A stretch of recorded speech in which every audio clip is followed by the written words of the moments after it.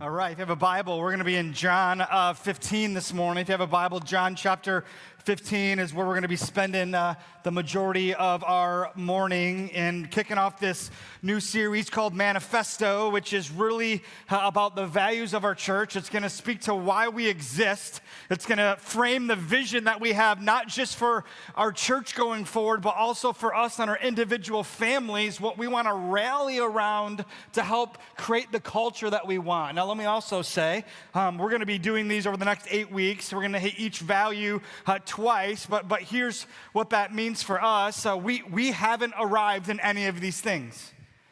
And so these are things we strive after as people, but these are also things we should strive after in our individual life. And there are many examples of great manifestos in history. In fact, one of the greatest is an example from Martin Luther King on August 28th, 1963, when he gave a very significant speech called I Have a Dream in front of 250,000 people that heard this speech. It was a manifesto that was casting a vision right over our country of what he would like to see become reality. And so it was intentional and it had significant impact and it shaped the civil rights movement going forward from that point. And so it's in this example of a manifesto that we can realize that a manifesto is a tool for change. It literally deliberately can disrupt the status quo of everything that happens in our life and in the world. And so why is it that manifestos can be powerful? The reason manifestos are powerful is because they shape priorities. And so the question I want us to wrestle with this morning is this: what are the priorities that will alter your life? What are the priorities that will literally alter your life? Over the next 8 weeks, we're going to address what we believe as leaders here are four greatest priorities as a church. Priorities speak to what's most important. Priorities will shape our future. It'll shape how we interact with one another. It'll shape how we want to experience the Holy Spirit and the power of our life and in the movement of our church. This past week, I spent some time on Googling life's greatest priorities. And you wouldn't be surprised, really, when you look at the top 5 things on this list that I saw. Number 1 priority that Google's telling me is yourself. You are your own priority. So let's think about that. There's some things that are important about that, but if that's taken to the extreme, that's not actually going to go well for anybody. Number 2 on the list was finances. Number 3 on the list was rest. Number 4 on the list was long-term plans. Number 5 on the list was your hobbies. So think about this. In the top 5 on Google, in this article that I read, there was no mention of your family, your job, your children. Like, that's crazy, right? Man, what a list that they actually gave us. So here's the challenge we want to see this morning. What if what Jesus wants to speak over our lives today, what if Jesus wants to say something that will disrupt Google's plan? Right? What if God has a manifesto that he wants to cast over your life today, that if you're willing to press in and allow his words to speak to your heart, it's going to do something in you that you've never experienced before? What if what Jesus has to say literally could change everything in your heart and in your life today? John 15, church, it's one of the most important texts in the Bible for the life of a believer. It is so vital. It is so important. And Jesus is going to challenge the priorities of our lives. So before we jump in and read, let's pray. Jesus, I want to thank you for your word. I want to thank you that we can be here today, that we can open it up freely in our country. But Lord, I want to pray for your Spirit to show up, for your Spirit to use your words in your word, right, to transform our hearts and our lives. Lord, I got nothing to say apart from you, so I just want to pray that you will move and work, that you will challenge us. I want to pray that we'll have open hearts of what we might need to surrender in our life.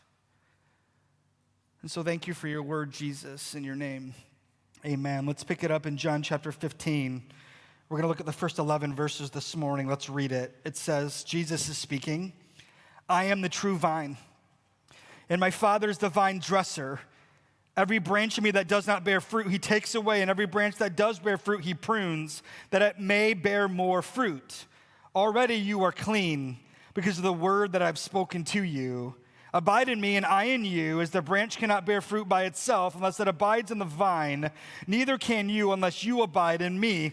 I am the vine. You are the branches. Whoever abides in me and I in him, he it is that bears much fruit, for apart from me you can do nothing. If anyone does not abide in me, he is thrown away like a branch and withers, and the branches are gathered, thrown into the fire, and they're burned. If you abide in me and my words abide in you, ask whatever you wish and it will be done for you. By this my Father is glorified, that you bear much fruit, and so prove to be my disciples. As the Father has loved me, so I have loved you. Abide in my love. If you keep my commandments, you will abide in my love, just as I have kept my Father's commandments and abide in his love. These things I have spoken to you. Why? That my joy may be in you, and that your joy may be full. What are the priorities that will alter your life? I want to make 3 examples we'll see out of this text. And the first is this, is that abiding in Jesus is actually now priority. And so let's just sit back and let's rally our hearts around what these words are actually saying, because the first 2 words of John chapter 15 are I am. Jesus is speaking. He says, I am. This is the last of these 7 I am statements in the Gospel of John, where Jesus is speaking to literally help us understand who he is. And here's what's true, church. When you understand who Jesus is, you get a greater glimpse of who you actually are. You see, Jesus is saying something that sets him apart. Jesus is saying something that makes him unique in the world today. He says, I am. Now, the moment someone speaks to define who they are, everyone who hears immediately gets to compare who they are to what this person is saying to be true of themselves. So here's what Jesus is saying in the first 2 words. Jesus is saying, I am, and you're not. Okay? I am, and you're not. Notice, there's no talk of you in verse 1. I am the true vine, and the Father is the vine dresser. Jesus is already undoing Google's number 1 priority that should be in our lives, which is ourselves. Why? Because he's saying, who I am is significant, but who are you is a question that we should now ask. Look at verse 5 with me. We already read it, but it says, Jesus again says, I am the vine. And what does Jesus say? You are the what? You are the branches. You see, if we're a branch, Jesus is saying this, every single part of your life should be dependent upon me. Every single part of who you are should rally around who I am. I am the source, Jesus is saying, of spiritual change. No branch can produce any fruit on its own apart from the vine. Jesus is saying you must have me. So question, do you have Jesus? Do you have him? You see, you can change nothing, but Jesus, he's saying, I can change everything. And what he's saying here in John 15 shapes this vision that Jesus has for your life. And so what would be the purpose of life? What would be the vision of your life? Listen, Jesus is going to say the same thing to each and every one of us this morning. Are you ready? Wonder what your purpose is in life? He's going to tell you. Want to know why you're alive? He's going to tell you. Want to know the vision that Jesus has for your life? You don't have to guess anymore. It's right here in verse 4. It's 3 simple words, and it says this. Look at it with me. Abide in me. This is not a suggestion. This is not a recommendation. Notice this, that God is giving you and I a command to abide in me. But here's the beautiful part of the command. It's also a gracious invitation. You see, this is grace. This is the second person of the Trinity inviting you in. Are you hearing that? He doesn't need you. He doesn't require you. He wants you, church. He wants you. And he says, abide in me. God is saying, I want connection with you. Come and stay with me. Remain, dwell, make me your home is what he's saying. God is saying, I want communion with you. I want intimacy with you. I want connection with you. I want you, he's saying, as a branch, to be so connected to me as the vine that all that I am starts to flow into your life, and you start to make me more visible in everything you say and everything you do. And so God has given each and every one of us, here's the purpose of your life: abide in me. It's an invitation. He's inviting you in. Abide in me. Have a relationship with me. Let's spend time together. No matter your job, no matter all the hats that you wear, above that, abide in me. Here's the problem. Most of us are all abiding in something. And so is the thing that you're actually abiding in producing the results you want to see in your life? We all get to choose. He just has open arms that's saying, come, abide in me. Come connect with me. Come have a relationship with me, and we get to decide if we want to embrace him in that way. But here's what's true. You're going to abide in something. And is what you're abiding in producing the fruit that you would hope to see be reality in your heart and in your life? Do you like where you are spiritually right now? Because where you are spiritually right now is a direct result of the very choice that you've made, of the thing that you're choosing to abide in. Who or what are you abiding in? Jesus says in verse 4, he says, abide in me. What is he saying? Abide in the person and the character of Jesus. Make me your highest priority in your life. If you look at verse 7, though, he says, how do we do that? Hey, abide in my word. Listen, we have access to God's word whenever we want it. Whenever we want to interact with our Father, it's possible. He not only says in verse 4, abide in me, in verse 7, abide in my word, but verse 9, think about this. He says, abide in my love. He's saying, come to me and I'll just tell you how much I love you. Come spend time with me and let my love just penetrate your life. Abide in me. Abide in my word. Abide in my love. And what I love about this is that you don't abide in Jesus to earn his love. You abide in Christ because you've been invited to have his love. It's already yours. I love you, he's saying. I'm for you. And you can say, yeah, Josh, but here's the thing for me, man. Like, I've not been walking very close to God lately. And I'll say, I understand. But what you've done and the choices you've made don't matter right now. He's saying, come to me. Abide in my love for you.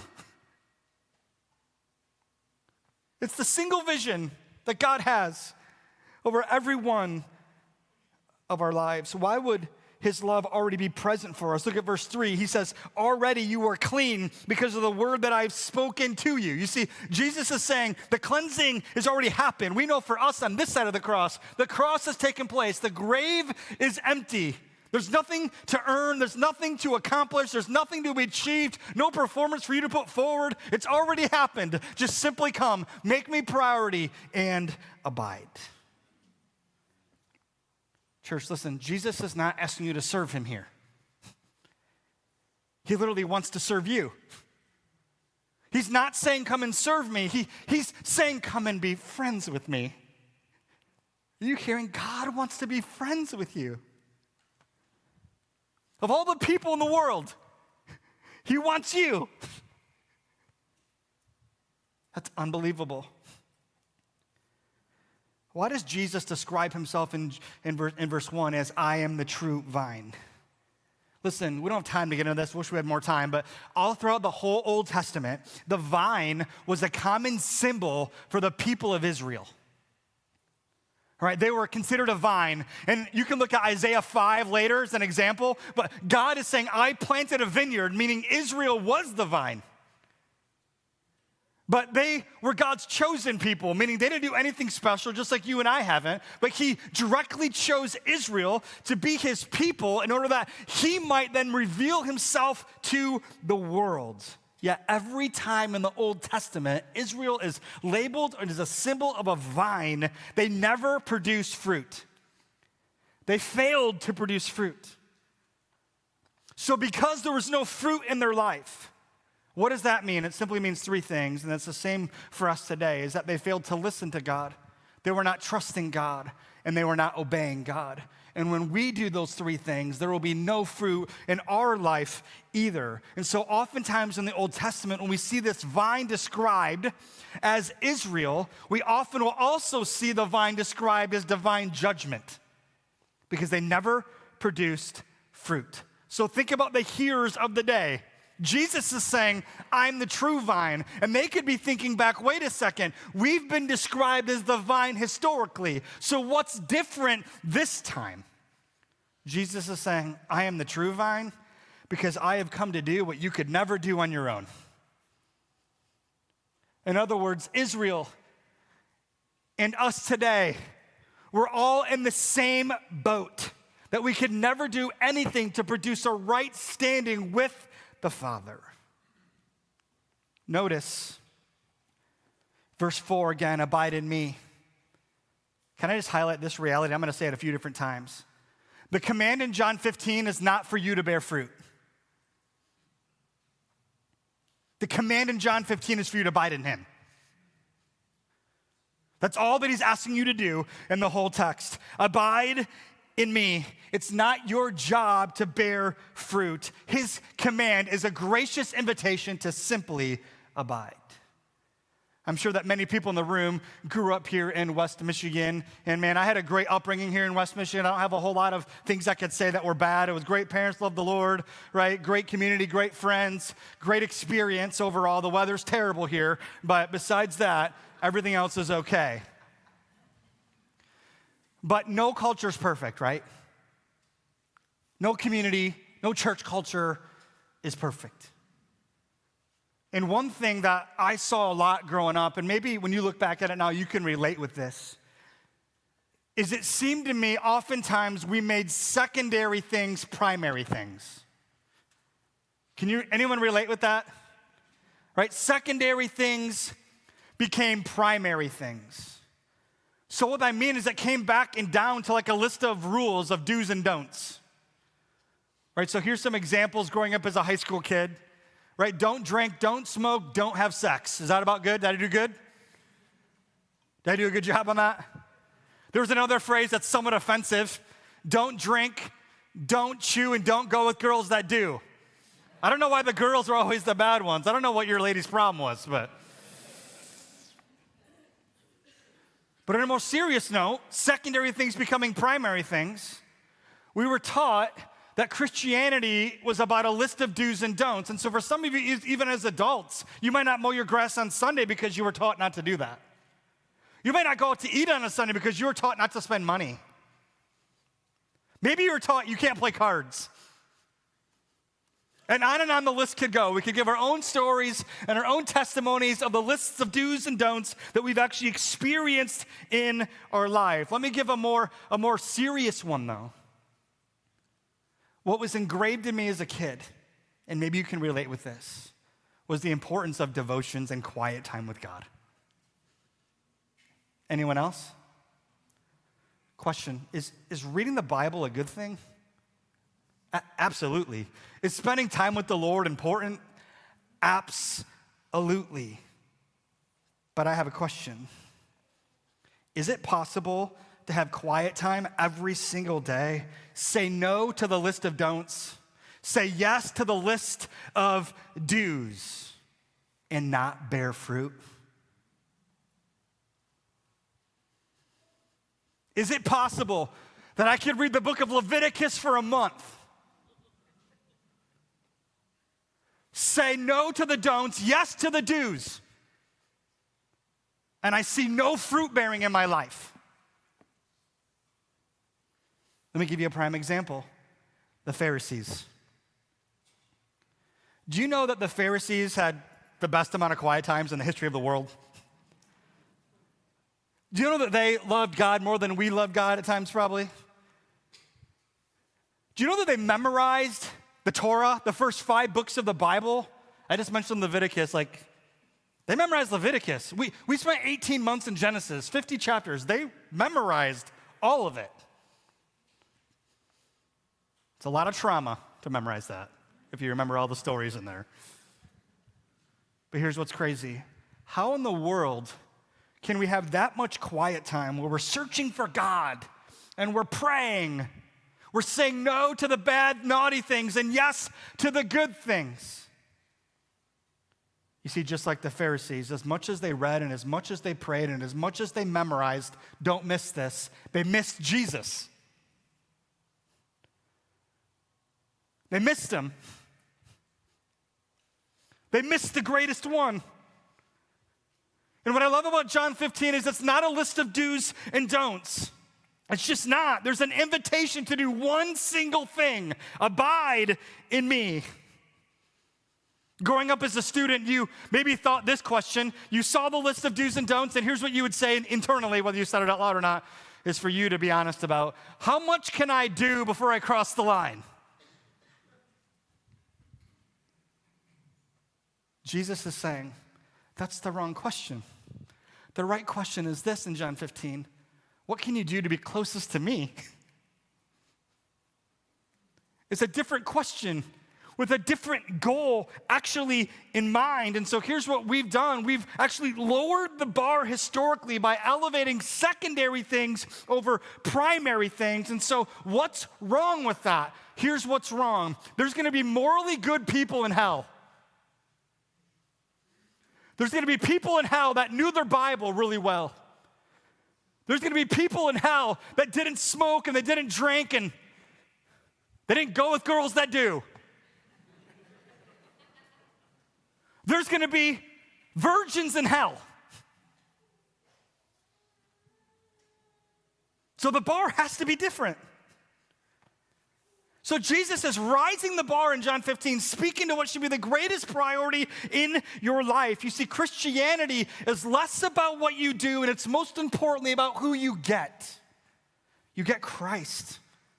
You get him. And so Jesus is speaking to the why behind the what. Have you ever wondered what God's purpose was in your life? It's right here. I've already said this. Abide in me. This is the greatest priority that Jesus would actually have over your life. Now here's what's true. God's agenda for your life is not for your comfort. It's for your fruitfulness. He wants to produce fruit in your life. And if you want to see spiritual change in your life, it's going to start by abiding in the right one. And that person is him. What are the priorities that will alter your life? Here's the second thing, is that awaiting on Jesus is now possible. Look at verse 5 with me. I got to fly, church. We got to go. I'm going to speak faster. Is that good?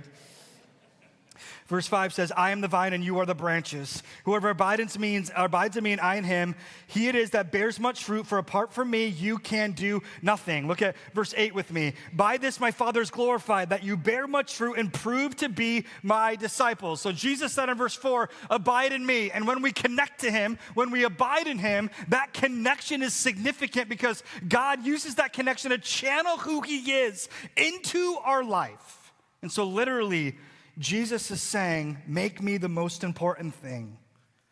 Again, I'm going to say it. Our job is to abide. It's God's job to bear fruit. So how would we define fruit? We need a definition. You see, fruit is this. Fruit is the visible display of the character of Jesus for the benefit of others and the glory of God. Let me say that again. Fruit is a visible display of the character of Jesus for the benefit of others and the glory of God. So here's the thing. Your fruit has never been and will never be about you. It's always about others. Always about people. It exists for the benefit of others. Verse 8, it exists for the glory of the Father. In other words, when an apple tree produces apples, the apples aren't for the tree. Right? The tree doesn't eat the apples. It's for people. And so then ultimately we can say this, that fruit is ultimate evidence. Now here's the challenge. Fruit is the evidence for the spiritually faithful, and the lack of fruit is the evidence for the spiritually frauds.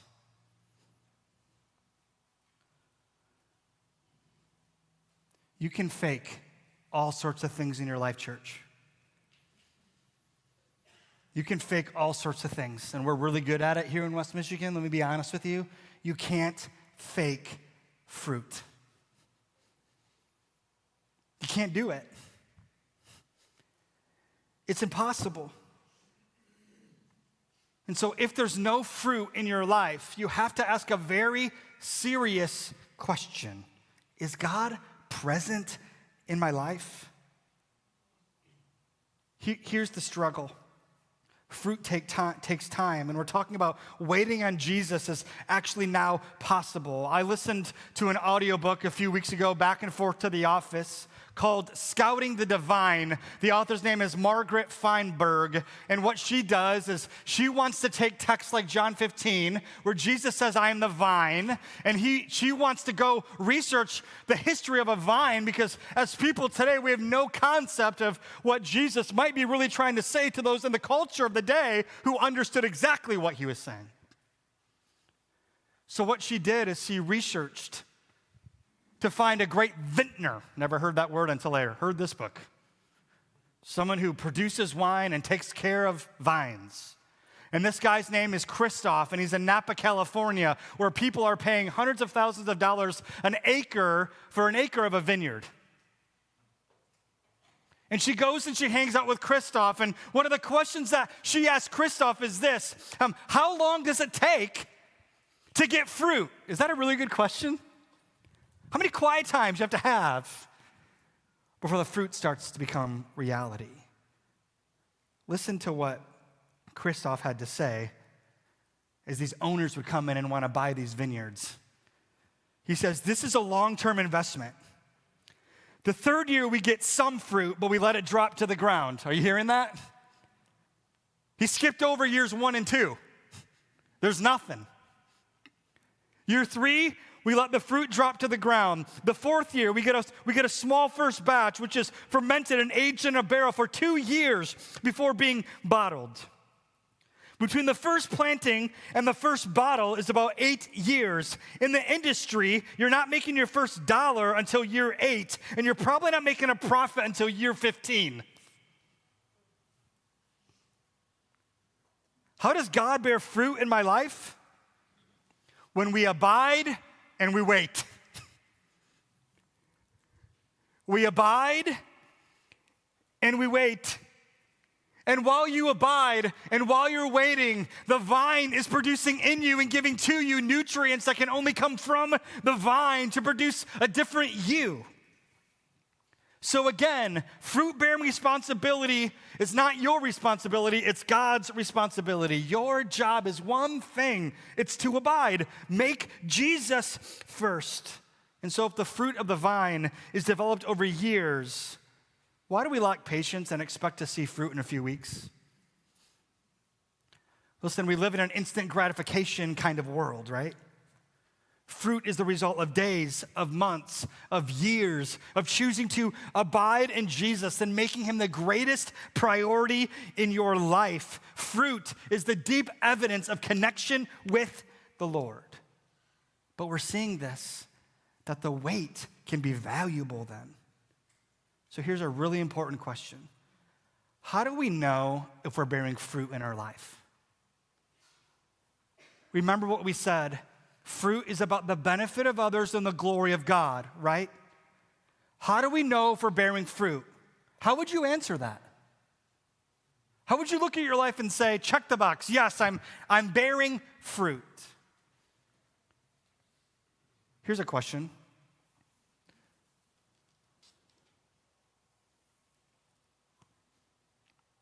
If you're bearing fruit, when you leave, are you missed? Because if you leave and people miss you, it's because there's probably fruit. When you leave, do you create a void?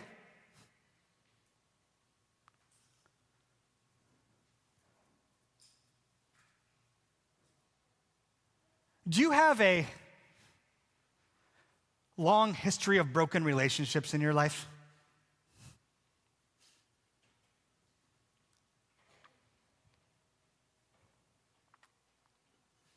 Are people in a hurry to avoid you?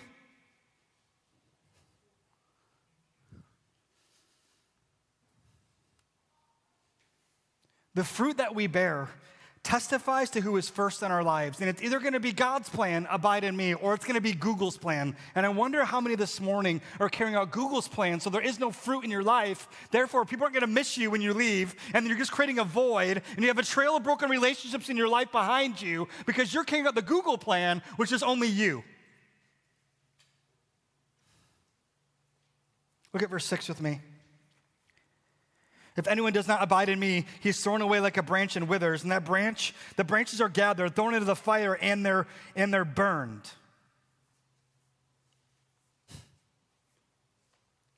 Look at verse 5, the last part. He it is that bears much fruit.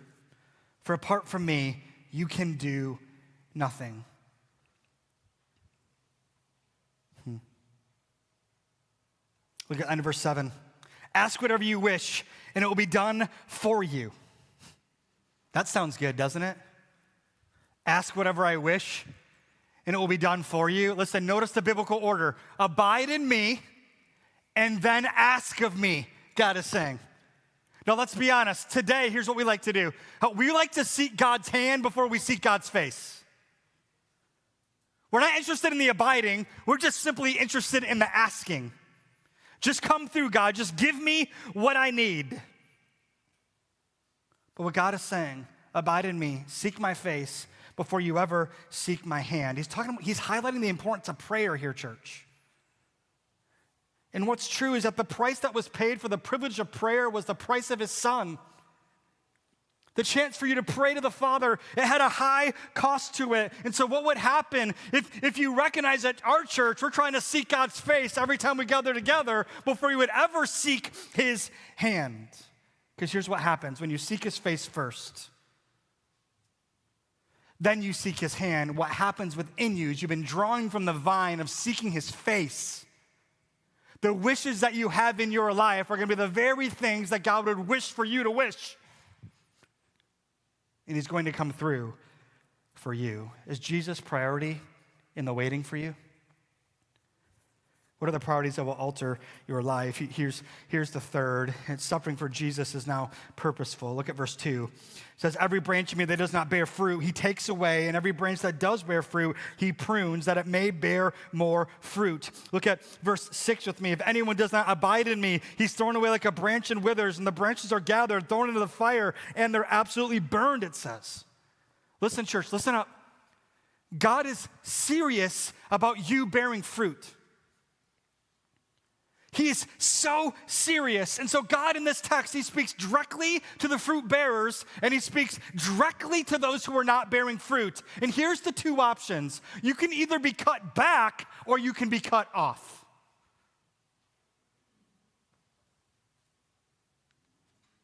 If you don't bear any fruit, what did God say? I'm going to cut that branch off. I'm going to gather all those branches, and I'm going to throw them into the fire. That's eternal judgment. Church, heed the warning. He's so serious about you bearing fruit in your life. And so what does a good vine dresser do? A good vine dresser knows exactly how to use the shears, right? And the vine dresser gets out the shears. And a vine dresser, if he's good at what he does, he's going to make precision cuts in your life to produce a greater you. Because the vine dresser is committed to the branch actually bearing fruit in their hearts and in their life. So what is Jesus saying then? This is important. He's saying, if you choose to abide in me, it's going to be painful. If you choose to abide in me, you're going to suffer. A little bit different than the prosperity gospel, isn't it? You want to sign up for suffering, anybody? Want to sign up for pain? Jesus saying that that's the invitation. Come and abide in me. Listen, God's commitment to you bearing fruit is greater than your commitment to comfort. And that's the number one idol in our city, is comfort here. We want things to be easy. And God's like, I get it, but I'm going to come crashing in on that party. He's going to do it. So the question is, will God be number one when life hurts? You see, every vintner is going to be awesome at making precision cuts in your life. And God has an assignment for your life, church. And the assignment is what? It's that you actually bear fruit. And so if a branch isn't doing what it's supposed to do, God's going to cut it off. And what that might mean is something like this. Hey, what you've been carrying with you this last season, you can't carry with you in the next season. What you've been about, yeah, we're not going to go forward with that plan anymore. And so God is committed to cutting. He's committed to chopping. He's committed to pruning whatever he has to prove to produce a more beautiful version of you. In fact, he is ruthlessly committed to this plan. So committed to it. And so it might go something like this. I got a new season of growth for you.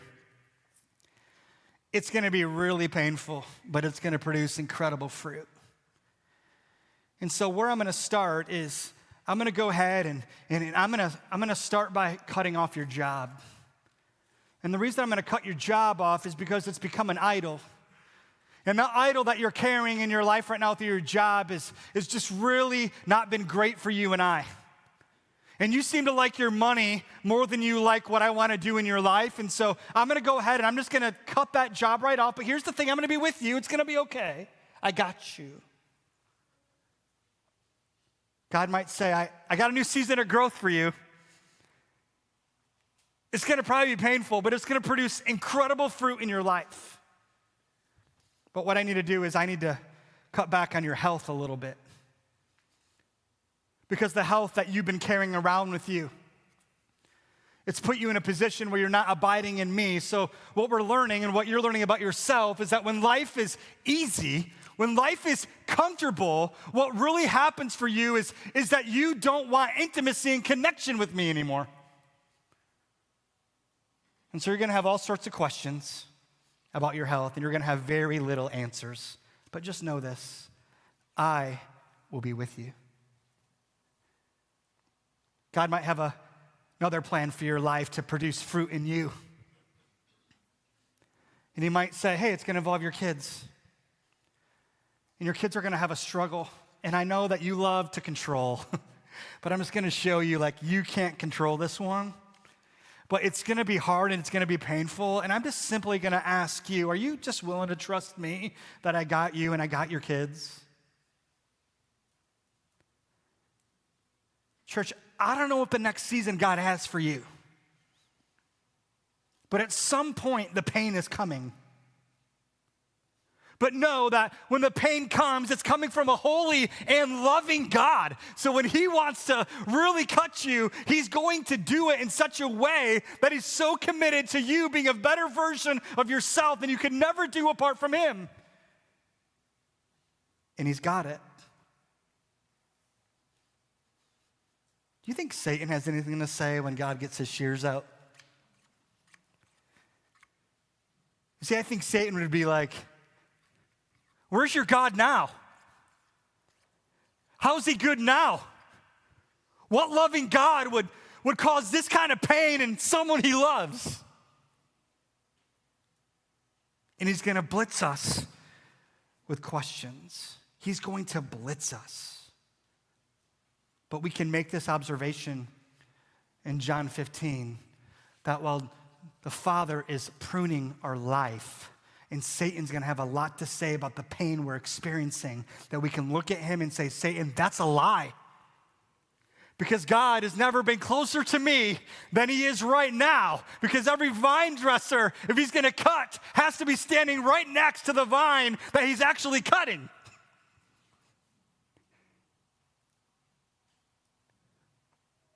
So Satan's a liar. So the challenge is this. While you suffer, will you seek his face? Will you continue to abide? Listen, our gospel takeaway this morning is clear. It is Jesus first, always, is always our first priority. Listen, you come in this morning, you might have baggage, you might have life's been a mess. Most likely, Jesus hasn't been first. You have a messy marriage, things aren't where you want it to be, things feel broken. Here's the reality. I've never had a couple come into my office that their lives are a mess because they've been putting Jesus first. Is Jesus first in your heart and in your life? I want you to look at verse 11 real quick as we end. It says, "These things I've spoken to you, that my joy may be in you, and that your joy may be full." Remember, God has purpose for everything in your life. God is fighting for your joy, we could say. But we also learn an incredible gospel fact in John 15. Listen, Jesus is hours away from the cross. Hours from the cross when he gives these words. And here's what we learn in the gospel. That because Jesus was cut off, we only have to be cut back. You understand that? Because Jesus was cut off, he became your sin. He died in your place on a tree. You now only have to be pruned. You now only have to be cut back.